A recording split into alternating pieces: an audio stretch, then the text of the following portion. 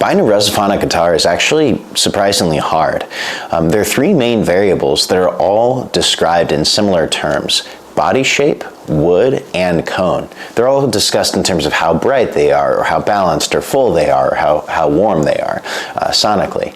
And it's really difficult as such to navigate that and figure out, for instance, if you're just buying online, how much of a guitar's brightness is attributable to like the cone versus the wood and that sort of thing.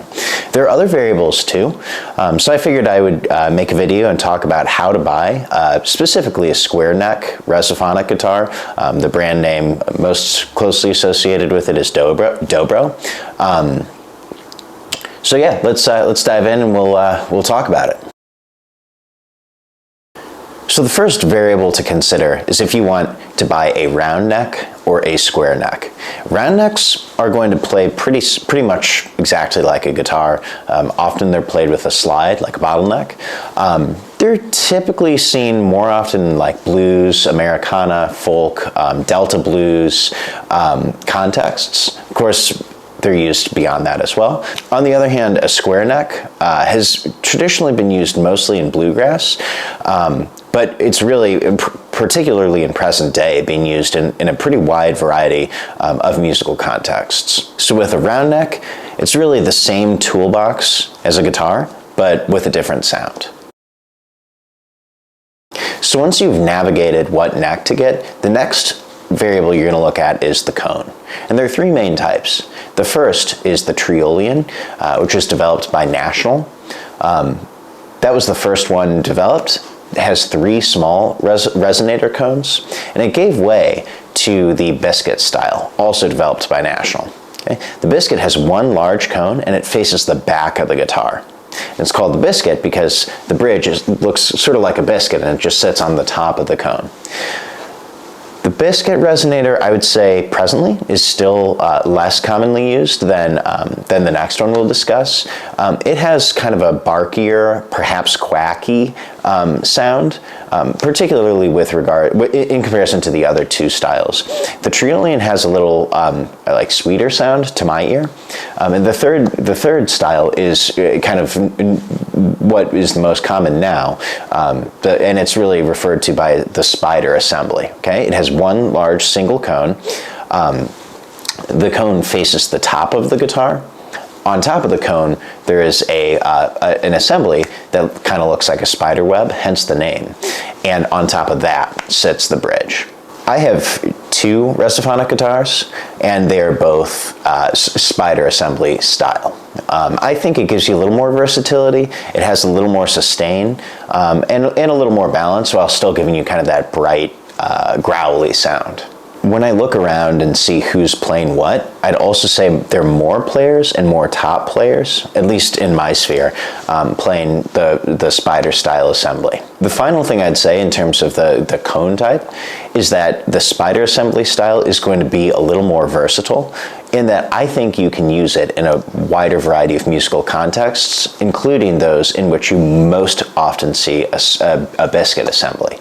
But I think while absolutely you could make it work, playing a biscuit style in, let's say, a traditional bluegrass band, I think there'd be a little more resistance. So if I were to provide a recommendation, I'd say, particularly if it's your first one, go with a spider assembly style square neck.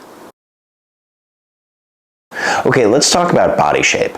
I have two resonator guitars. This is the first one I bought. It's a Gretsch G9210. Pretty affordable instrument, kind of, yeah, and I'll talk about my purchase process and thinking in a little bit.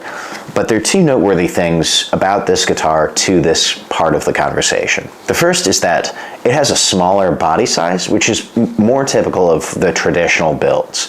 The second is that it has what's called a sound well design. So below this cover plate sits the resonator, and it is bound sort of by a wooden ring with holes in it, and that's called the sound well. You can compare that to this one. This is the resonator. This is a nice resonator, and the one I play more. It has a larger body style, almost more like a dreadnought guitar. Okay? And it doesn't have that sound well, that ring design. It has an open design. If you ask me, both of these designs produce a great sounding instrument. With that said, I'm seeing a lot more people play what I kind of think of as the contemporary design, the larger body open design. I think it's a little more resonant, provides a little more fullness of tone throughout the registers, and a little more balance as such. But that's not to say there isn't a place for the traditional body style and the sound it produces. You can go into any guitar store pretty much and pick up a parlor guitar and play it, and then pick up a dreadnought and play it, and a jumbo and play it, and get a general sense of the impact of body shape on tone. And I do think that it's a pretty close parallel when you look at body shape applied to square neck resonator guitars. It's not perfect though, and that's because of the cone. So again, this is the complicating factor and why I'm really just talking in this video rather than giving you demonstrations.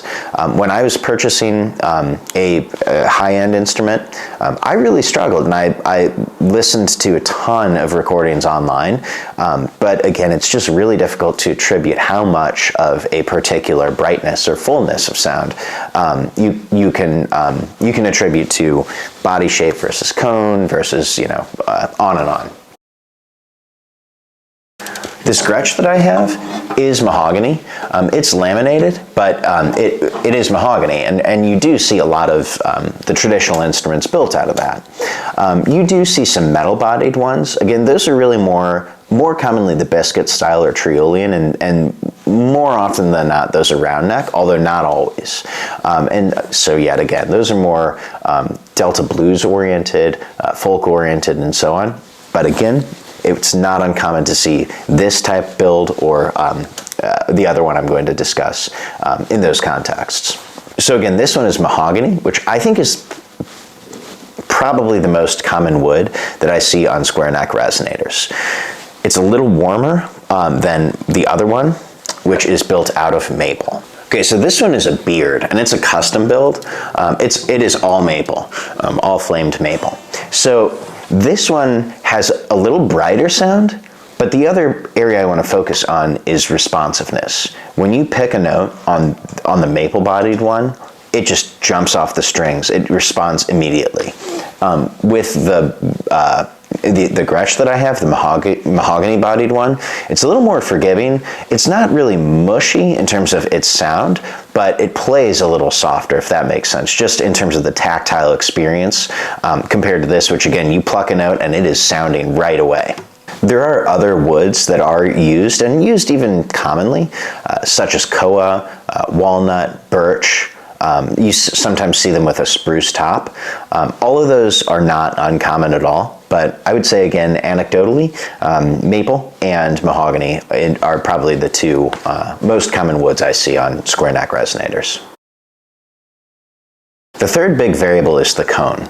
Now there are some stamped cones. There are also hand-spun cones, which is considered favorable. The Gretsch that I have is hand-spun in Eastern Europe, and it's just a traditional metal cone.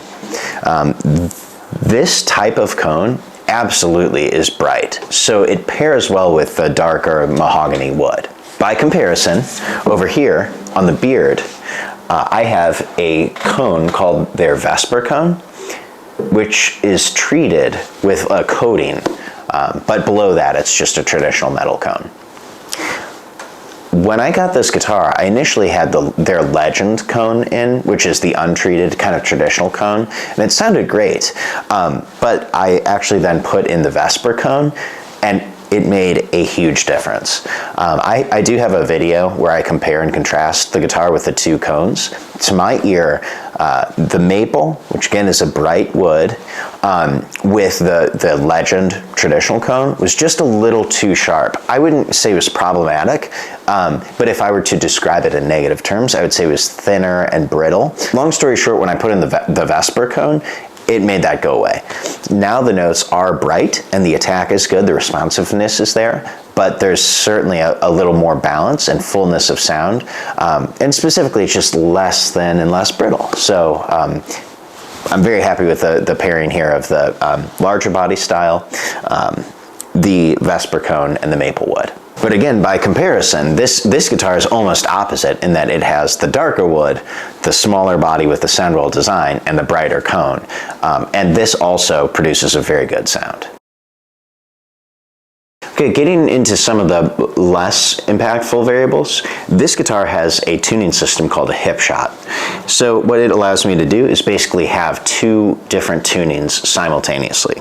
So I string the guitar, tune it into open D with a hip shot kind of in an open position, and then I close it, and it allows me to tune it into an open G tuning.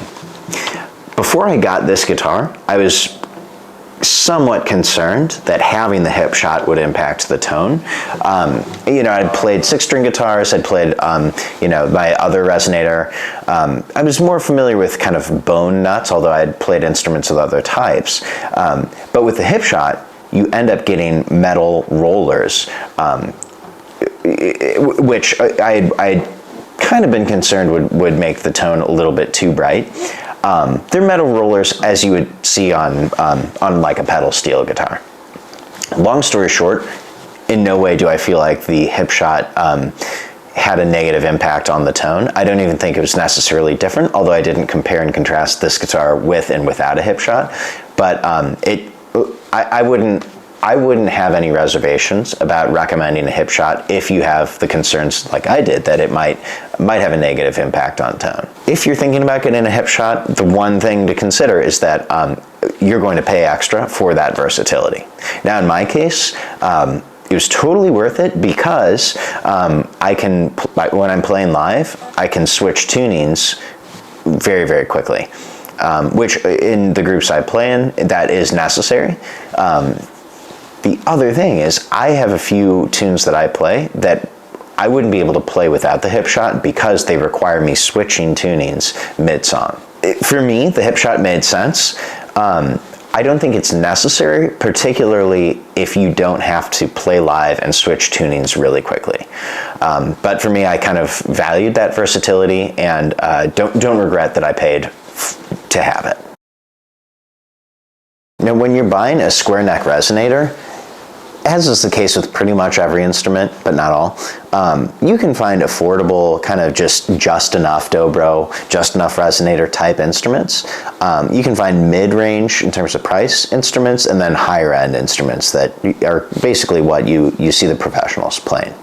So when I bought my first instrument, it was certainly in that just enough category, and that was the Gretsch. I purchased it, it doesn't have a pickup. And I have no regrets about that decision. It provided a great value for a long time. But once I kind of really started playing professionally and gigging a little more on the instrument, I started to hit the wall. I was playing this acoustic instrument live, mic'd just with an SM57, and although I was pleasantly surprised that I didn't really have many issues in terms of feedback, and I could get a decent sound, I was kind of hitting the wall with that purchase for that reason. And there were other things going on too, which I'll get into, but big picture, that's when I knew I needed basically a good dobro. Now, in my search, which I will again get to in a minute, I kind of skipped over the mid-level ones and ended up, for good reason, going with this one. But either way, that kind of put me on the path of this next variable, which is choosing a builder. Now, I looked at a lot, and I'll mention some. There are more beyond the ones I will mention that are doing a great job building contemporary resophonic guitars. I looked at Kleinsmith, but per the website, they're not taking orders.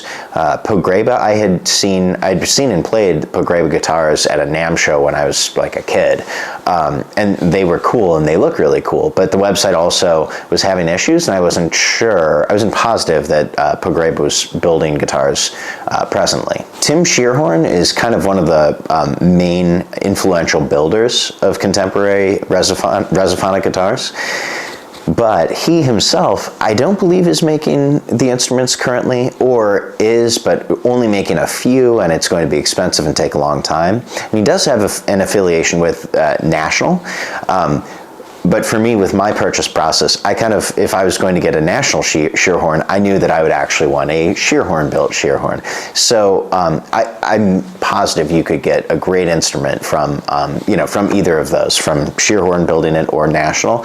But really it led me to a short list of burl, Schoonover, and beard. And I ended up choosing beard. And there were a couple reasons. One, a lot of what you see on any contemporary dobro, beard had a hand in developing. And we're talking about the cones. We're talking about the Fishman Nashville pickup. We're talking about the Fishman Jerry Douglas Aura imaging pedal. And I figured if I was going to get a different make and then have beard stuff on it, I might as well just have beard do it. Not saying that thought process is going to be the same for everyone, but also I saw a lot of contemporary players playing beard dobros or beard resonator guitars. And they seemed to have a larger and more active presence, which made me feel, and this is really the big decision for me, I wanted something new that wasn't going to give me issues, like perhaps a vintage instrument might, that'd be reliable and well supported if anything went wrong. And so for those reasons, I kind of narrowed down, focused at least on beard. So referring to some of the other issues, again, this Gretsch served me well for a long time, but it does have kind of a problematically thin finish, which means if you're dropping a tone bar on it, you'll get some chips and dings and things, which the beard, by comparison, has significantly greater resistance. I saw the face start to bow a little bit. The face plate was starting to get a little wonky. The end pin was starting to come unglued. There were other issues too that are just kind of consistent with a cheaper build. This one I believe is made in China. The string spacing isn't ideal. You can see some areas in which the craftsmanship wasn't precise, and maybe they did some filling or some adjustments to make it work. So long story short, again, I wouldn't let what I'm saying scare you off, because I have since played a ton of resonator guitars at this price point, a couple $100, and first of all, they all sound awesome. But I also think this remains my preference in that range. So I wouldn't let any of that scare you off from just getting online and buying your first dobro. If all you're looking for is a cheap instrument to knock around with at home, maybe try out as a second instrument, or if you're going to be recording it by mic, no pickups, and if that's sort of the limit of the scope of usage. So there's one other variable I'm going to discuss, which is aesthetics, which, yes, isn't directly related to sound, except that when I was kind of focused on a large-bodied guitar from Beard, there were a couple looks I was interested in. One I had seen online, kind of like a violin finish. I also was into the idea of just a natural finish. But then I had also seen a guitar that looked like this. And this specifically has what's called a half-inch round versus a quarter round, if we're talking about the edge of the instrument. And I had seen a video, a Tony Polcastro video, playing two Beard Dobros, two Beard resonators that were identical except for the quarter round versus half-inch. And to my ears, the half-inch sounded night and day better. Both sounded great, but I had a strong preference for that. So when I was going through the process of figuring out what this guitar was going to be, I definitely had a preference for the half-inch due to the sonority, but the half-inch has basically a carbon fiber ring for support around the edge below the face of the instrument. And I think that provides a little more stability and stiffness and improves the tone. But in the bigger picture of aesthetics, it meant that I couldn't have the half-inch without a kind of burst finish or something dark where you wouldn't see that ring. So that kind of ruled out the natural finish and the violin finish, again, because you'd have to have the quarter round or you would end up with the visible carbon fiber. So So as far as my journey, I already kind of discussed my thinking in buying this. At the time, I was in a place where I wasn't really being pushed musically, didn't know a lot of musicians and so on, and I was kind of interested in learning new instruments just to push my musical brain. I was also doing a lot of recording at the time on a lot of different instruments, and so if you combine learning a new instrument and recording, it meant I was buying a lot of kind of inexpensive instruments that gave me, again, kind of just enough of whatever sound it was. Just enough mandolin, just enough banjo, just enough, in this case, square neck resonator.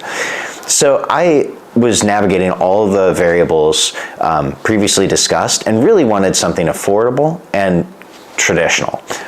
Again, thinking that if I went in the most traditional route, it would give me the most kind of common sound that that at the time I was looking for. So I got this instrument and I absolutely loved it. It was bright. Compared to an acoustic guitar, it was very loud, which was fun to play when I was just kind of knocking around at home, playing in my backyard, that kind of thing. And it suited my needs very, very well. I didn't play with finger picks when I started, and I was still able to get a sound that I enjoyed. I had studied classical guitar growing up, and so I knew how to pluck strings with my fingers and get brighter sounds and darker sounds. But frankly, I just struggled for a long time to make finger picks work for me. I mention that because I would say, again, if you're considering just getting into this instrument, don't let that hold you back. Eventually it's worth just sticking it out with finger picks, and maybe some other day I'll make a video on that. But even if you're plucking with your fingers, you're going to get a great sounding instrument, even on kind of a budget of, let's say, a couple $100s. But here's where things started to fall apart. I was asked by my cousin to play music in her wedding, and I figured I would play the square neck resonator I had. And so at that point, I was, for the first time ever, kind of practicing it and really learning it, and really I was hooked at that point. So I kind of started to have the build issues with that instrument, and took it into a shop, kind of like a high-end folk instrument shop in Rochester, and was told that basically the build quality was so low that they wouldn't really be able to do much to address those issues. And I was having, the biggest one was buzzes. Now on a square neck resonator, you're usually plucking with metal finger picks and playing the metal strings with a metal bar. That's a lot of metal on metal, and the strings just don't last as long as I would like them to, and as long as you might find a 6-string guitar, traditional guitar strings to last. So typically the G string, the high G string, your 3rd string, is what starts buzzing the fastest. So you can actually find retailers selling just the G string, which is a good idea to just get a few extras, because if all you do is replace that string, you'll get a little more life out of a set of strings. But I wasn't having that issue. I was having just general buzzes with my Gretsch. Again, as mentioned, I had also started playing a lot more. And I just, even though the setup with playing into a mic was working for me, it wasn't ideal. I couldn't hear myself as well as I would like to have heard myself. And I just didn't have as much control of my level within the mix, within the kind of band overall balance. So I again, at that point, all of those things going on, I knew I was going to be locked into getting a nicer instrument. It's also worth at this point just clarifying that although I grew up playing some fiddle as a kid, I wasn't really like a bluegrass native growing up. I studied classical music, I studied jazz, I played in rock bands. I did a wide variety of things, including acoustic music and folk music, but I really it's not like dobro, square neck resonator was my first instrument, and I was bound to that style and playing in a traditional bluegrass way. Part of my excitement about this instrument is seeing what it can do. I actually have since played pretty traditional bluegrass and really enjoy doing that. But this is such a versatile instrument, and hearing it in different styles is something that that I enjoy. I enjoy hearing, and I enjoy playing it in different styles. So at that point, I knew I wasn't locked into buying kind of just a nicer version of the Gretsch that I had. I was really open to a new sound.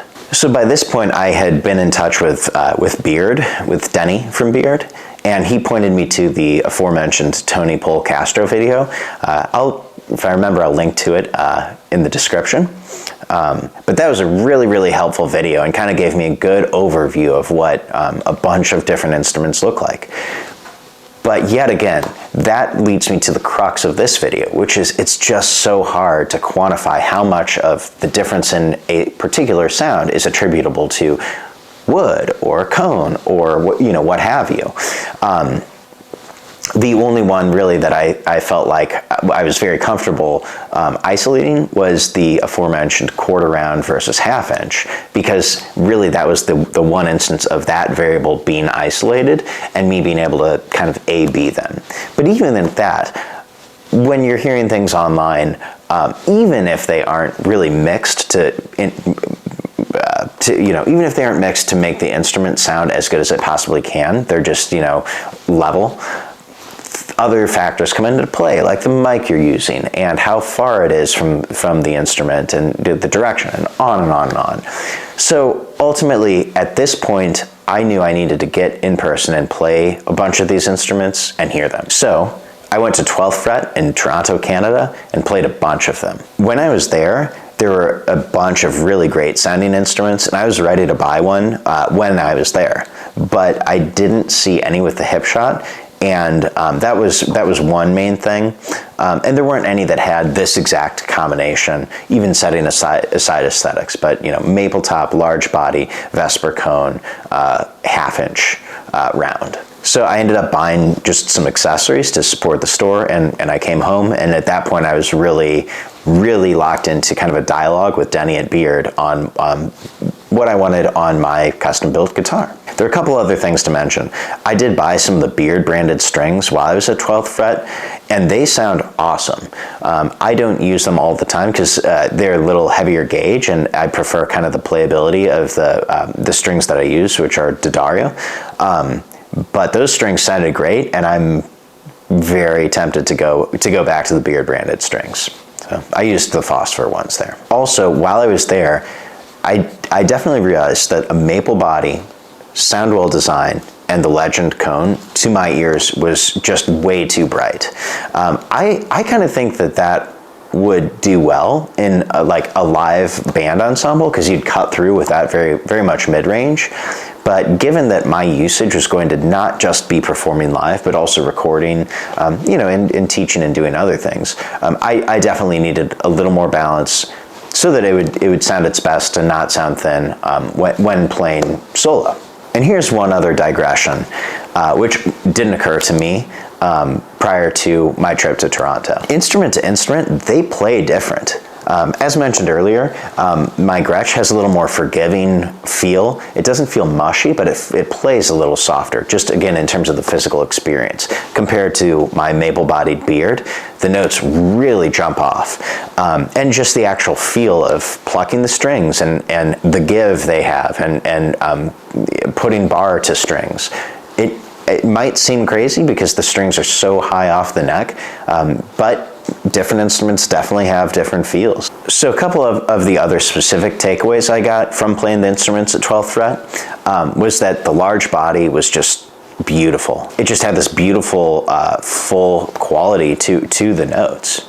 I played some birch guitars, and those weren't for me. Again, I think they really sound good still, but compared to my ears, mahogany and maple, I just wasn't as interested in that sound.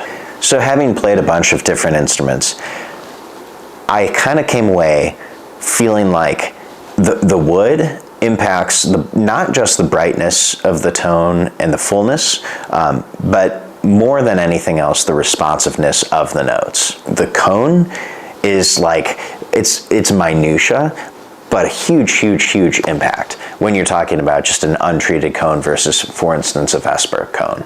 Like, to my ears, if I were playing any maple-bodied instrument, I have a strong preference for the Vesper cone. And then body shape is really going to influence kind of the voice into the instrument. And again, I would say the loose parallel is different types of six-string guitar, like a parlor guitar and a dreadnought and a jumbo and so on.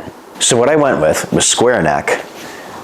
In Beard terminology, it's the E body style, which is the larger dreadnought looking body style with the open design, not the Soundwell. I went with the Vesper cone and the maple and the half-inch round. And I did go for like the premium wood, which I was told is more aesthetic than anything, that even the non-premium wood is going to sound just as good.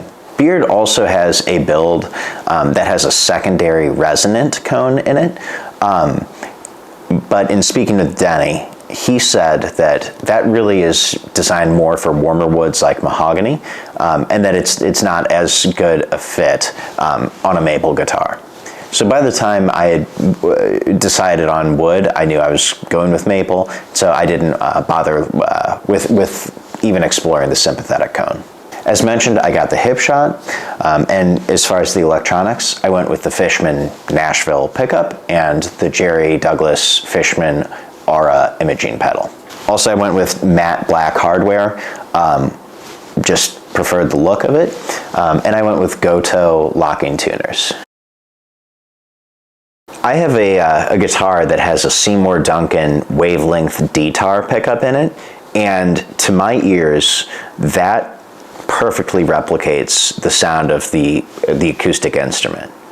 I would say with regards to the electronic setup I have for this, it produces an awesome sound, but it's not a perfect replication of the sound of this instrument acoustically.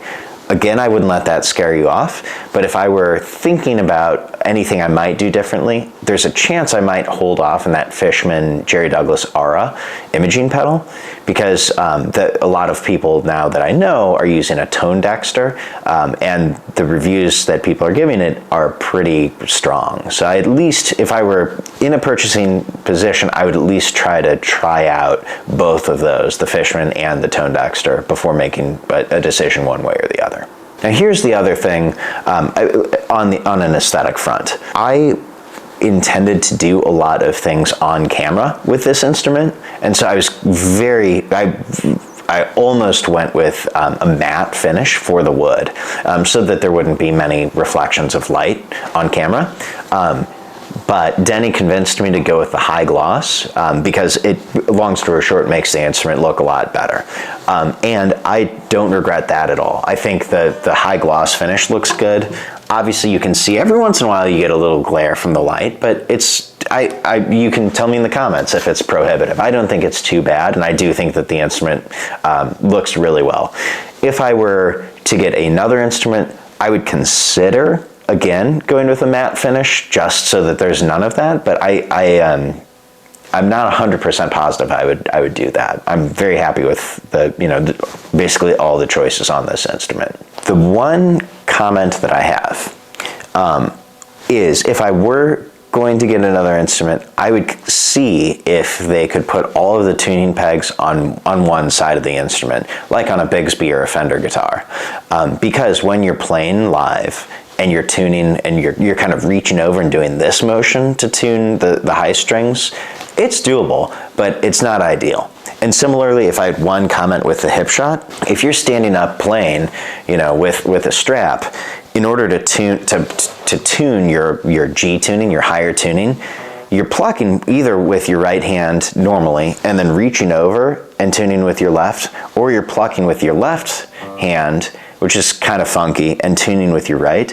And in either case, that strap on my left shoulder really wants to fall off. So now I haven't dropped it or anything, and I'm not sure how you would change how you would fix that problem.